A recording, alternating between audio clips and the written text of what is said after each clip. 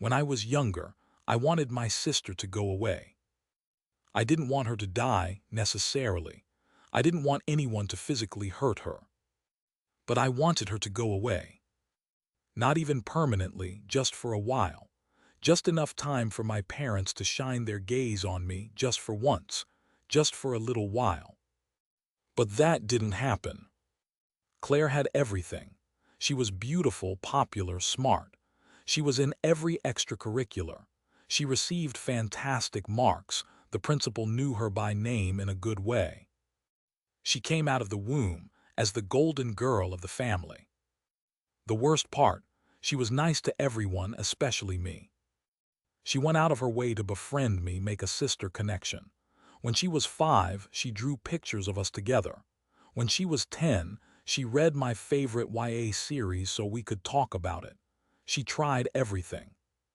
But I couldn't help but loathe her. Being outshined by your baby sister is hard enough. Feeling guilty about the hate you have towards her is even worse. Everything changed when Claire entered her senior year of high school.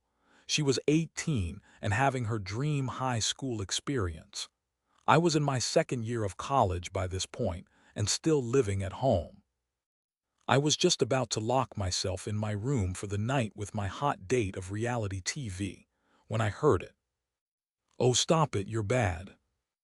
It was Claire's whispered voice, between giggles, coming from her bedroom. I paused and stepped closer. Who was she talking to? "Tonight, it's late. Baby, there's zero way I could get out of the house without someone seeing." Well, well, perfect little princess is going to sneak out to see a boy. I was practically foaming at the mouth to rat her out to our parents, just to see them disappointed in her for once. "I know I want to see you too. I know it isn't the same over the phone. Yes, I know you've been patient, okay, I know. Yes. This weekend my parents have a thing, can I finally meet you then?" I take a closer step to hear the specifics, which makes the floor softly creak. I hold my breath. "Hey, I've got to go, I'll text you, okay? Okay, bye." I hear her shift quickly, and her footsteps coming to her door.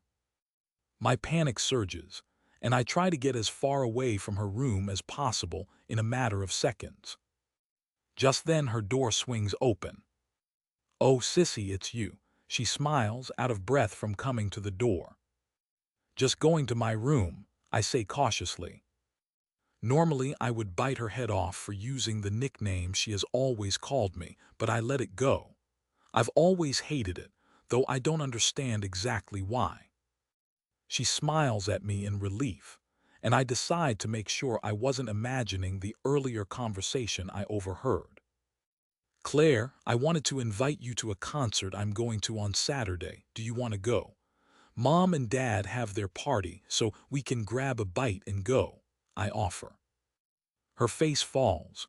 Claire is always trying to tag along with me to things. "Oh, that sounds so fun. I would love to, really. But I told Maribeth I would sleep over at her house on Saturday, and her mom is doing a big dinner thing, so I told her I would go." She lies, trailing off while toying with her ring on her middle finger. "Oh, that's too bad, maybe next time," I tell her. She must really want to go meet whoever this is. Normally she would never turn this down. I turn and walk towards my room. My hand is on the door when Claire's voice sounds again. "You know what, I'll cancel with Maribeth. She will understand and we can have sister time," she offers. Crap. "Oh, it's okay," I quickly say. "We can always do something another time. Enjoy your time with Maribeth." Her smile falters a bit. "You mean it? We will do something another time, because I would really like that, Sissy," Claire says softly, and her honest expression almost makes me falter. "Almost." "Of course, Claire, we have all the time in the world," I say, opening my door casually. She smiles brightly, nods, and disappears downstairs. I'm not a bad person, I promise. I just want Claire to understand how I've felt my whole life being the family disappointment. I don't even hate Claire. I just want her to suffer just a little bit. Backslash. Saturday came in a flash. That morning, I saw Claire redoing her hair over and over, trying to get her auburn hair to lay just right. That afternoon, I saw her laying out at least a dozen outfits on her bed, carefully analyzing each one. I watch her from her open door for a minute, while she furrows her brows at each option. You're sure putting a lot of effort into looking nice for Maribeth, I say, causing her to jump in surprise. Oh, she laughs softly. I think she wants to take photos, so I just want to make sure I look nice for them. I'm probably overthinking it. I nod and step into her room, peering down at the unlimited options. The green dress with your denim jacket makes your hair look really vibrant, I offer, surprising myself. Her eyes widen a bit as she takes in the small compliment. Really, you think so? She asks me. I nod. Green is your color for sure, I add. She smiles brightly. Thank you, it's actually my favorite color too. You can't go wrong with a sister pick, she says excitedly, holding up the green dress on the hanger.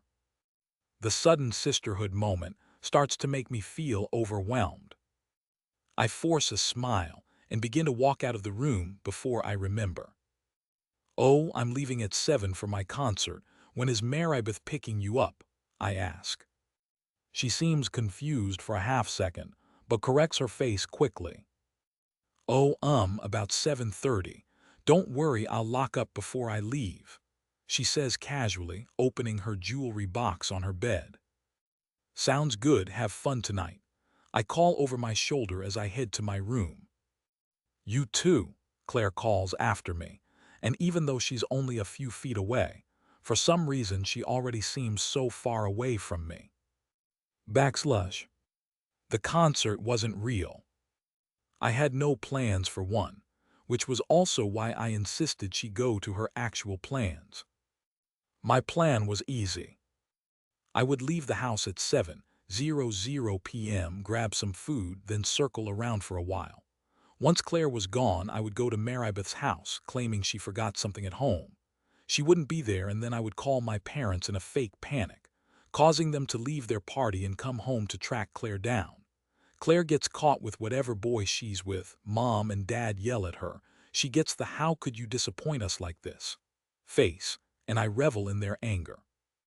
And tomorrow the dust will settle, Claire will bat her eyes and apologize, and everything will go back to normal. But for one night she will get it. And that's all I need. Backslash. At about 8:15 p.m. I go back to my house. I had to make sure Claire actually left. I open the door slowly and call into the house. Hello, Claire, are you still here? Silence. I climb the stairs and look into her room. She isn't there, but her denim jacket is on the bed. She must have forgotten it. Oh no, Claire, you forgot your jacket, I say out loud in an exaggerated voice. I should be a good sister and return this to you at Maribeth's house, which you are so totally at this evening. I take the jacket with me downstairs and immediately leave the house, jumping in my car. I'm almost giddy with excitement. I drive the 5 minutes to Maribeth's house, humming along to my music. When I get there, I open my door and practically skip up the walkway and ring the bell. I then remind myself that I need to play concerned sister and furrow my brows the way I saw Claire do it that morning. A beat later, Maribeth's mother comes to the door. Oh, hello, sweetie, she coos. Hey there, just coming by to drop off Claire's jacket. She left it at home and it's cold outside, I say, holding the jacket up. Maribeth's mother tilts her head at me. Well, that is awfully kind of you, but Claire isn't here. I don't think so, at least. One moment. She turns back into the house and calls for her daughter. Maribeth casually walks to the door. Her expression falls when she sees me. Honey, is Claire here? Her sister came by to drop off her jacket, her mother says, gesturing to me. Oh, no, she isn't, but she will be. She is coming over. Later, yeah, later, Maribeth stammers. I widen my eyes and look directly at Maribeth. She isn't here. What do you mean? She told me she would be. Didn't you pick her up? I ask her. Maribeth's cheeks turn pink as she looks sideways to her mom. Maribeth, do you know where Claire is? Her mother demands. Maribeth quickly shakes her head. I shake my head and inhale deeply. Okay, I think I'm going to call my parents, I say with a defeated expression. Oh honey, at least come inside to call them. It's cold outside, I'll make you some tea. Maribeth's mom offers, standing aside to let me pass through. Thank you, I tell her, pulling out my phone which already has my mom's phone information pulled up. And I hit the green call button. Backslash. About 30 minutes later, I see my parents' car pull into Maribeth's driveway. I meet them at the door with that sad expression I've perfected over the last half hour. What is happening? Where's Claire? My mom practically shrieks as she walks up the pavement. I give a resounded sigh. I have no clue, Mom. She said she would be here and I brought her jacket because I saw that she left it at home. But Maribeth said she hasn't been here and she doesn't know where she is. I say, looking down at the denim jacket in my hand for emphasis.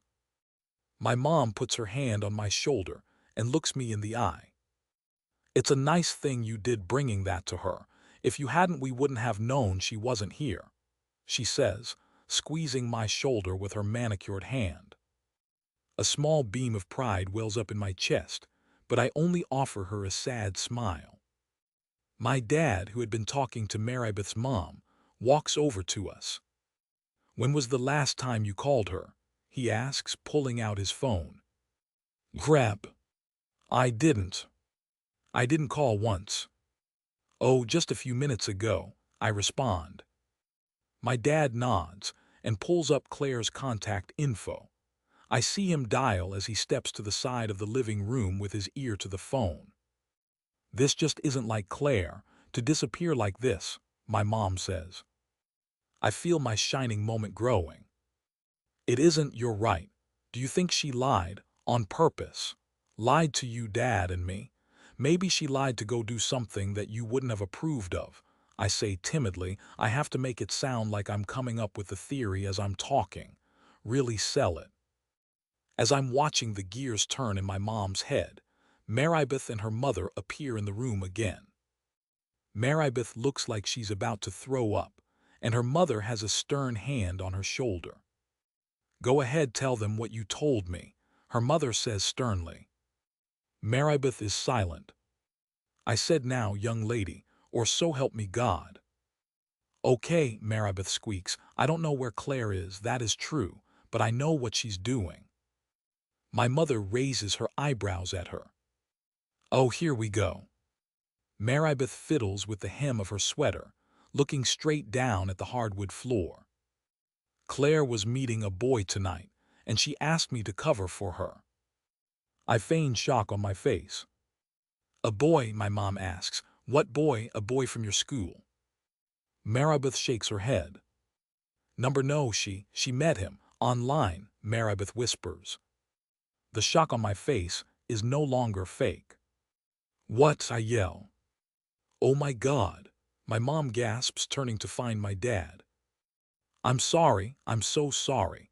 She's been talking with him for a few months. I told her it was not a good idea to meet him alone, but she said he was normal and nice. She said that they video chatted a few times. I'm so sorry. I've been trying to call her since you got here, but she won't answer. Maribeth begins to cry, putting her face in her hands. I hear my dad yelling in the other room. Claire, Claire, baby, where are you? Tell me where you are, Claire. I sprint into the other room and see my dad pressing the phone to his ear as hard as he can. His face has turned bright red. Tears have sprung from his eyes. I hear a sound coming from his phone, and I would know it anywhere. It's Claire crying, wailing. Daddy, please help me, please. I'm so sorry, I'm so. Her sentence is cut off by a piercing scream, loud enough to bring Maribeth and her mom in from the other room. "Claire, Claire, God damn it!" my dad screams, hurling his phone at the wall, shattering the screen into a million pieces. My mom has her hand over her mouth, but her eyes are wild with emotions. "I'm calling the police," Maribeth's mother says as she scurries out of the room. My mom begins to sob, and my dad leans his head against the wall, trying to compose himself. "No. No, no, no, no, no, no. This wasn't supposed to happen. She was just supposed to be grounded," I whisper. My father's head turns up to look at me. "She was just supposed to be grounded, maybe yelled at, but that's all, and it would have been fine tomorrow," I whisper, looking down at Claire's jacket I still held in my now trembling hands. My mother and father make eye contact before my father slowly crosses the room to me. "What do you know?" Backslush. It's been 2 weeks. 2 miserable, brutal, quiet weeks since Claire went missing. I've been waiting for that feeling of relief, that feeling of getting what I always wanted, for her to go away. But it doesn't come. I take her jacket to sleep with me every night, holding it next to my pillow and curling around it. I've developed an attachment to it, like I'm afraid that if I don't sleep next to it, the hope is gone. But as long as I have it nearby, I'm connected to her. My parents have stopped speaking to me since that night. After the police arrived at Maribeth's house, they spoke to us all separately. I told them the truth, that I knew she was planning to sneak out, but I said nothing, hoping she would get in trouble. The officer gave me a sympathetic smile before closing his notepad.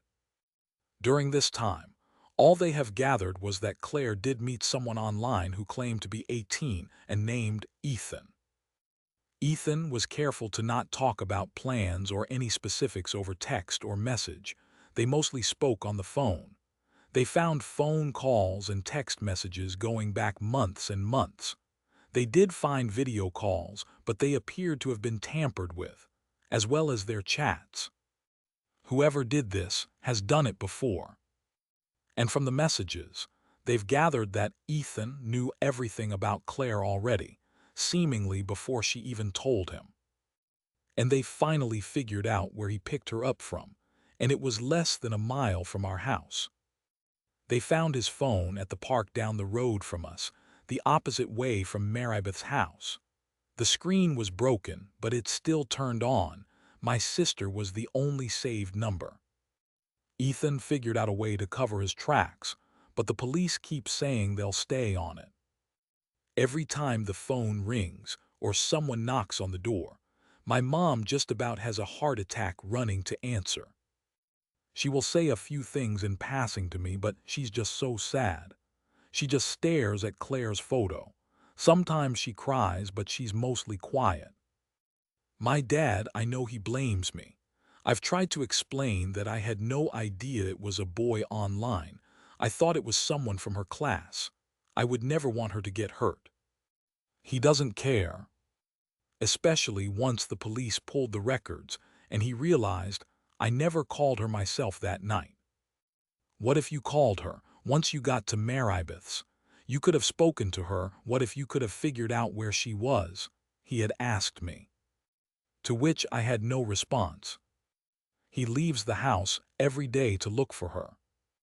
We've led search teams, put her picture everywhere, held a press conference.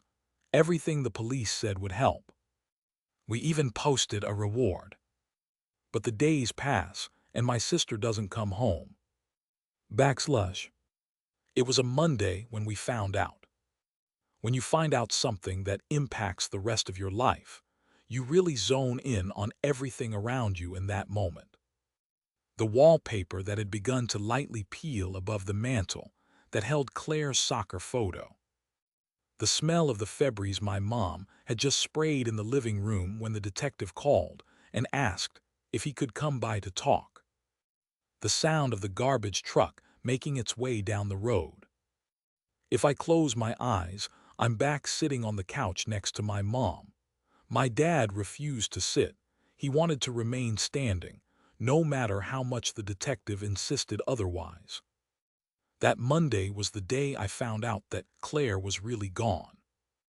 And she was really gone because they had found her. She was found 40 miles east in a wooded area, or what remained of her. A hiker had discovered something wrapped in green fabric sticking up out of the ground and called it in. It was Claire. From the autopsy, the detective had said they were able to gather that she had been tortured and brutalized up until the end of her life, though it was hard to know specifics with what remained of her. Though I wouldn't be surprised if they were keeping details from us on purpose to try to protect us. And they placed her time of death not soon after she had gone missing. "And the boy?" my father asked. The detective shook his head. "We haven't been able to find him, sir."